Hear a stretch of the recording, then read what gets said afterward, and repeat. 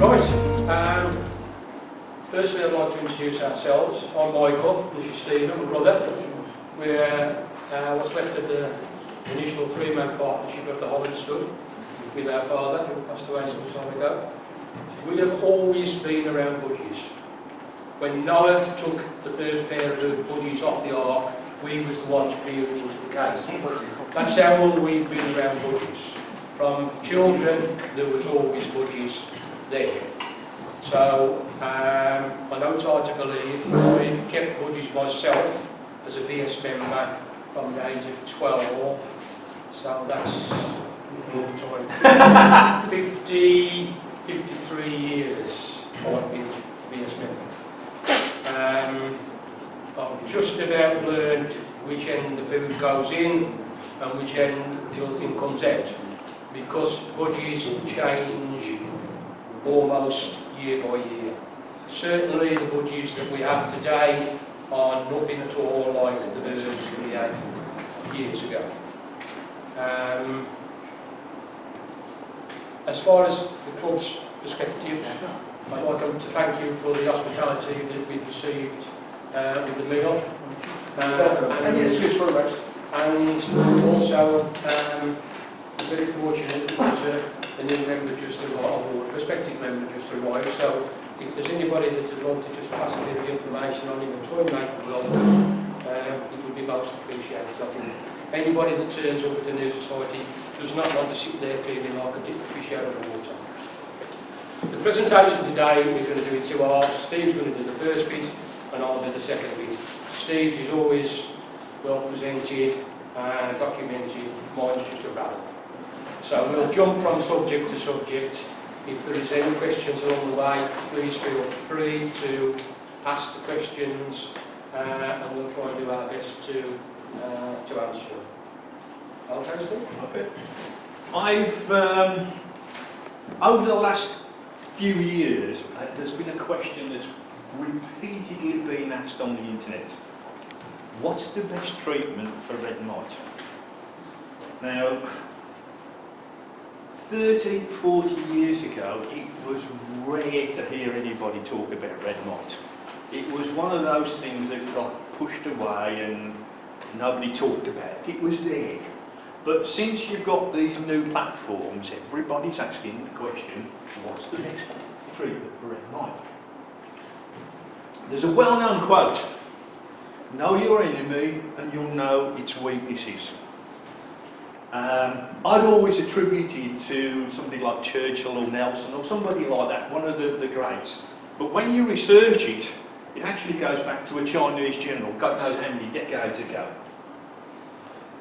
Our belief is that you have to know the strengths and weaknesses of red mite to be able to wage what I class as a war against them, to have any chance of winning a battle. I happened to see a post on the internet the other day and somebody said there's some really good information on a site called the Canary Room, and I'm thinking, I don't keep canaries, but if there's something there that's worth having, it's worth having. And believe me, there's a lot of stuff that's not relevant to us, but certainly on the red mite side, they know a thing or two. Canaries are particularly susceptible to red mite, and the other one is northern mite. Different beasts, different habitats. We tend not to be hampered by northern mite, but red mite, yeah, we are. So what are red mite? Let's understand what red mites are. They go from egg to breeding adult in 5 to 7 days. One of the things that the canary guy said on one of the videos is anybody who turns around to you and says, I don't have red mite, I've never had red mite, is a liar and he's living in a dream world. Because they're there. You can't odds it. They go through a cycle of larva and say by 5 to 7 days, dependent on the temperature they are breeding. And when I say breeding, it depends on which literature you read. It can be tens or hundreds of eggs a day. So you can have a pair of red mite with you for one day. In 5 or 7 days' time, you can have hundreds. And those hundreds are breeding. So I tried to do the maths, and it's frightening.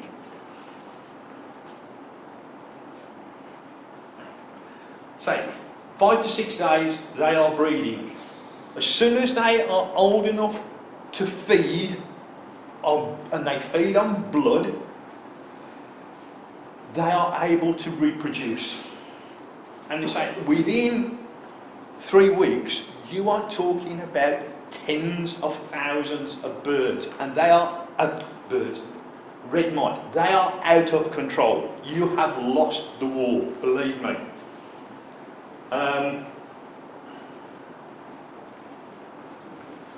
So how do they gain access to our ivory? If you think about it, in the last 3 years, up until last year, we had 2 years there was no shows. So you're not bringing them in from shows. We couldn't go and buy out crosses because we couldn't visit anybody. So the route via someone else's aviary is not an option, or has not been an option. The real route of red mite into your aviary is via wildlife. Pigeons, hedgehogs, foxes, badgers, anything like that. If it lands on or gets under your aviary, they will be carrying red mite on them.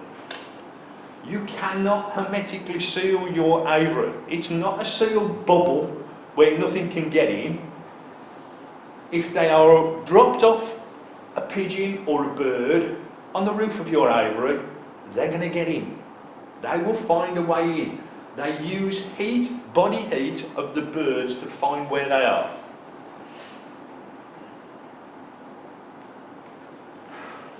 So speaking to a pigeon fancier, this is what he said to me. Pigeons have a major issue with red mite and lice, and they are constantly battling how to get it, how to get it under control. And it's much bigger than, they're not that big, thank God. They are about 0.7 of a millimetre long, but that's what they look like.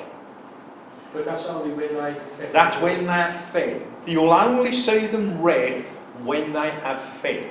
Otherwise they're black. What you can see is the blood. The red bit is the blood that they have taken from your birds. The horrible thing is that they can effectively hibernate for about 9 months and they don't need to feed. And as soon as there's food available, they're back running on all power again. So, not a pleasant thing at all. Why the apparent increase in red mite? And you have to, excuse me, I'm going to use one of Dad's favourite sayings. You need a good period of frost on a bird's arse to kill off the bugs. And that goes for anything in the wild. To get the predators, to get the bugs under control, you need a good period of cold weather. We're not having that now. We have the odd day of a bit of snow, but generally it's quite mild. The other thing that we've done is we've brought our breeding season forward, and by bringing the breeding season forward, we're having to heat our aviaries. And the red mite going, thanks very much, it's a lovely bloody environment to be living in. Global warming is only going to improve red mite's ability to reproduce because it's getting warmer.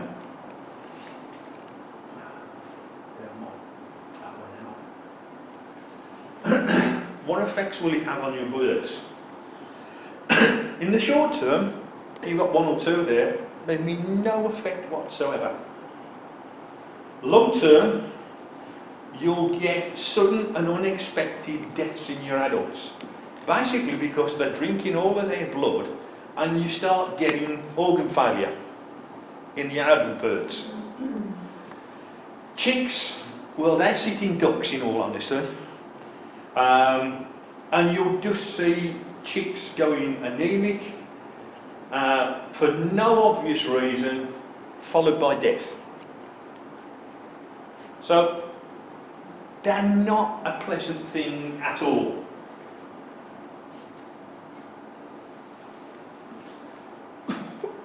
Does our enemy have any weaknesses? Well, and that's the only way we're going to battle with them, is they have what's called an exoskeleton.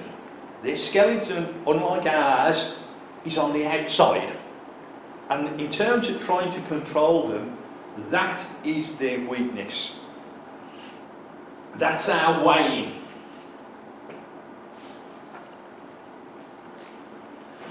We can adopt a number of attack methods. Skeleton, we can attack the skeleton.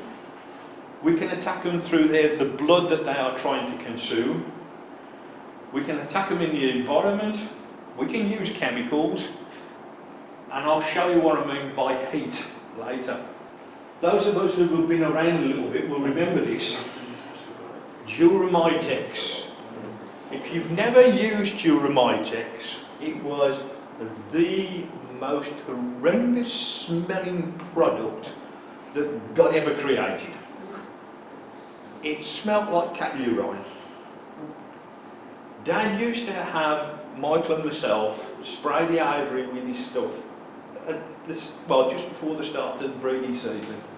And your options were to go and find the oldest pair of clothes that you've got, because believe you me, you were never going to wear them again. It stunk, but it was probably the most effective treatment for red mite that there was. Unfortunately, the good old EU banned one of the ingredients in it. You can get Duromitex now, but it's nowhere near as effective as the old stuff. Just a little story. Michael and I were painting the main bird room a few years ago, and underneath the block of cages we used to store. You remember the old rail boxes, Bob? Yeah. Dad had got the old rail boxes underneath. So I pulled the rail boxes out and I said to Michael, if we're going to paint, we're going to do it underneath here as well. And I bent down and leant underneath the cages. And I said, come here, Michael. And he went, what? I said, put your head underneath there, will you? And he went, I don't believe it. You could still smell Duromitex. And it must have been the best part of 10 years since we'd last treated it with it. But you could still smell Duromitex. That was the old treatment, and that really was one of the only treatments that was available. Nowadays, we're going to attack the skeleton of the red mite. The stuff on the left-hand side is clear check. If you've never used clear check, you dilute it down and spray it everywhere. If there's red mite there, what it does, it dissolves the skeleton and you get a bluey green dye run off it. If it's clear, you've got no red mite. But if you've got a bluey green dye coming out, you've got red mite. There's another product that's exactly the same as that. Poultry Shield. Poultry Shield. Poultry Shield is exactly the same product, but it's been diluted. The guy that sells Clear Check worked for Poultry Shield. They had a falling out. He took his product with him and Poultry Shield diluted it.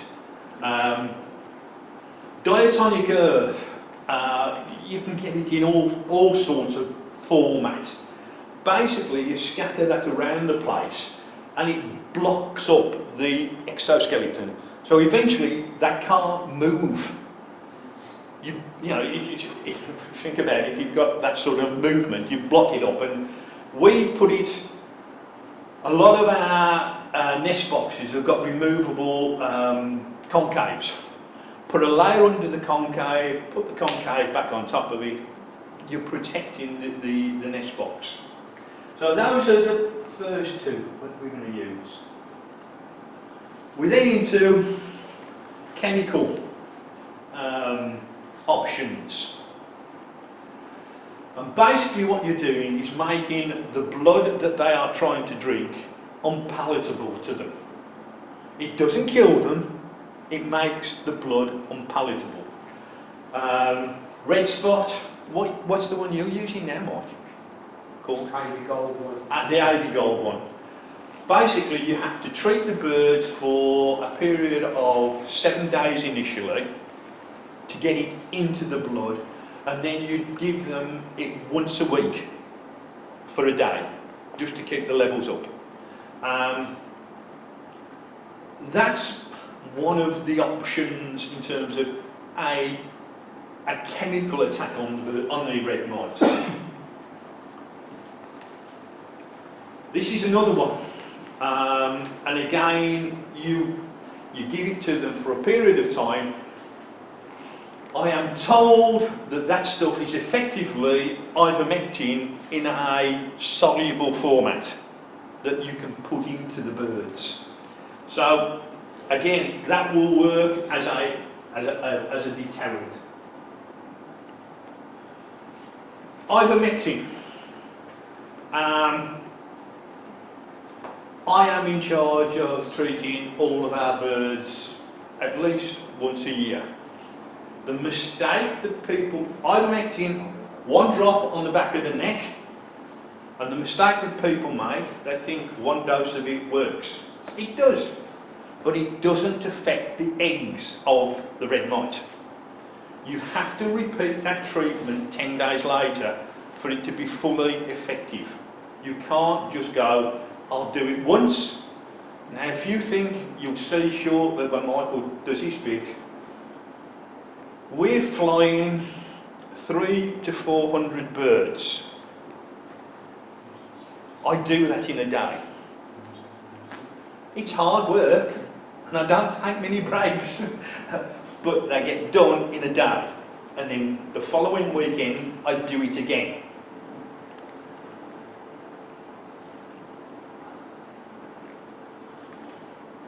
Avian insect liquidator. It's a lovely product and the birds seem to like it. They preen themselves knowing that you've sprayed them. You can spray that stuff on the birds. You don't have to remove the seed. You can spray it on the walls. It does the whole lot. And I say, Michael always said when we've sprayed our birds with that avian insect liquidator, within 2 or 3 days, the actual plumage looks so much better. RDAP is a spray, and all I would say to you is wear a mask. I've used it on my aviary, and again, a lot of this is precaution stuff. It's not to sort of try and stop it. It's precautionary stuff. That particular stuff you need to remove the birds from. Yeah, with RDAP you need to have the birds out, because believe me, if you try and spray and you haven't got a mask on, you're coughing and barking like nobody's business. It's not a pleasant thing. So the poultry shield, there's a number of these things, poultry shield, oxymite, there's umpteen of them where you spray it onto the environment, onto your cages, and it just dissolves them. You sprayed it or fogging it? Oh, we've never used a fogger for these. We bought a fogger late last year, and I sort of took it over to Michael, and he went, well, put some avian insect liquidator in it and turn it on in the flight and let's see what happens. What I didn't realise is there's a lot of adjustment on the one that we've got. And we couldn't see ourselves, there was that much mist and stuff. And water was running down the road, down the walls. So it was taken down the garden and I put it on top of the dustbin and sort of did a little bit of adjustment. But yeah, you can put a lot of these products, certainly the spray products, into, what's the name? Fogger.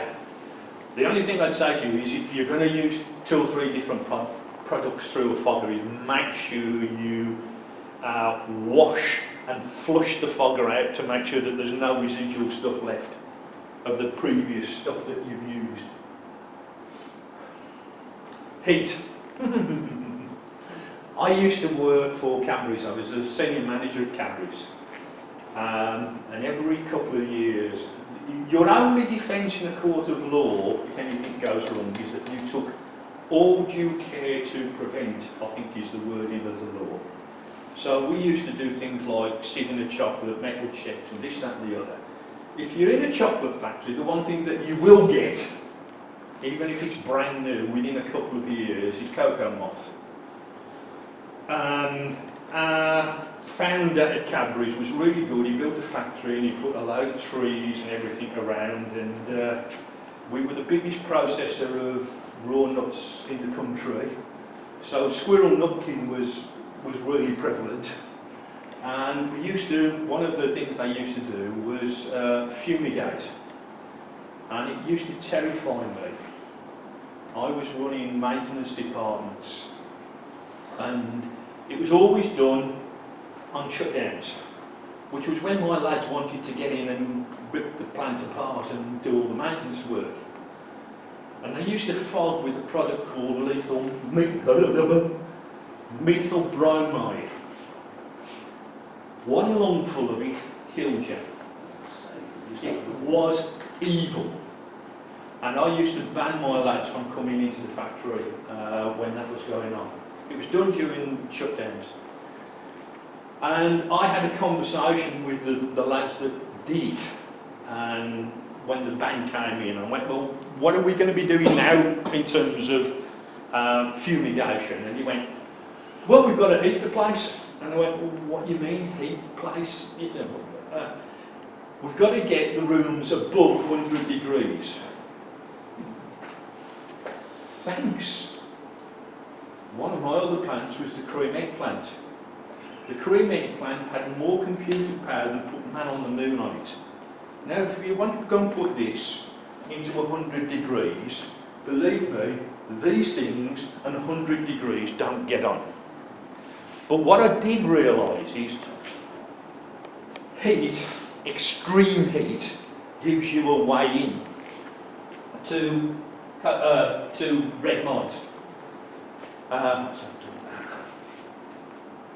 So I bought myself one of these things. 20 quid from, I think it was Lidl.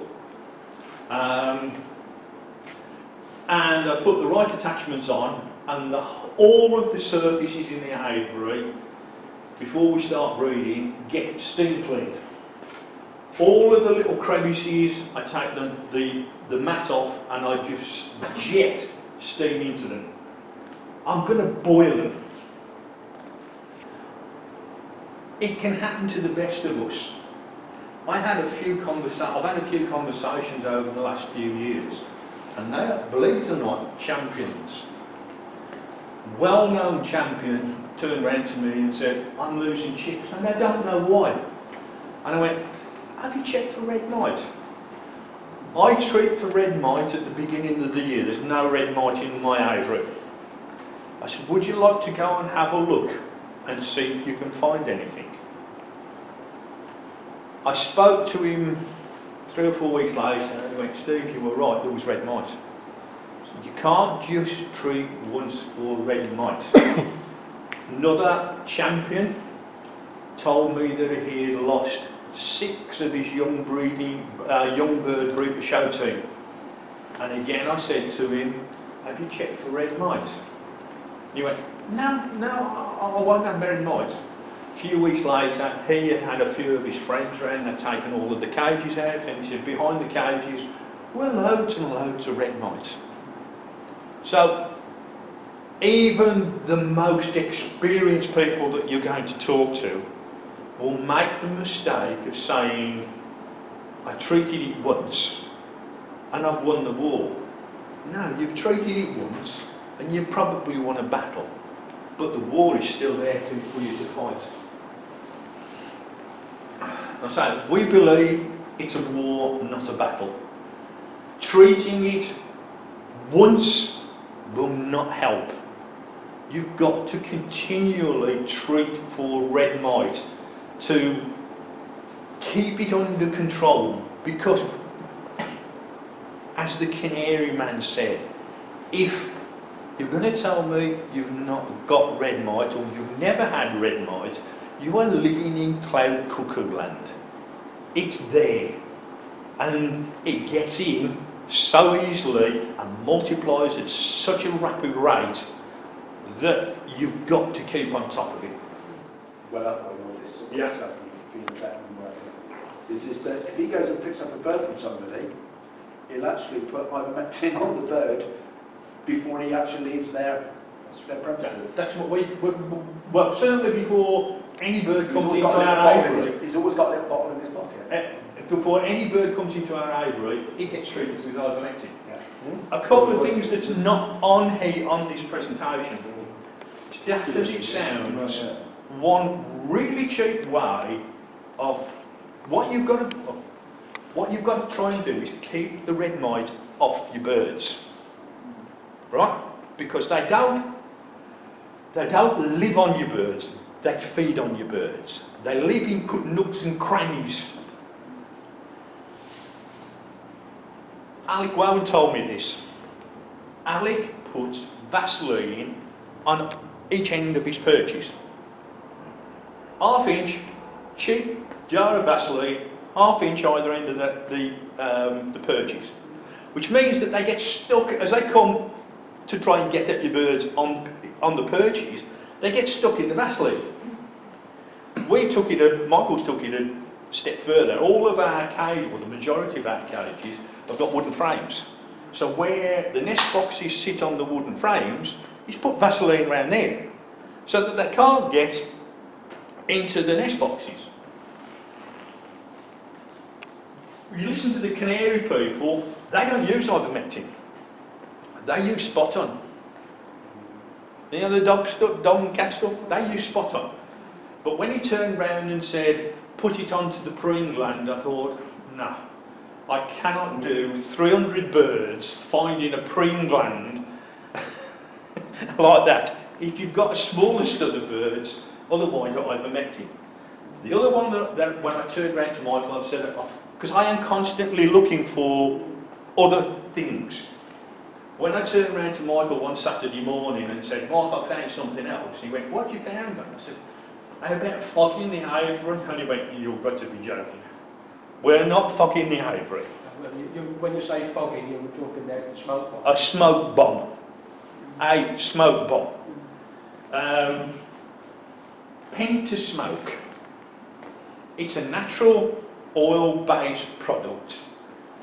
And the agreement that we came to was that we were going to get a few of the sacrificial lambs that we keep, the poor birds, and we were going to put them into, you'll see the aviary shortly,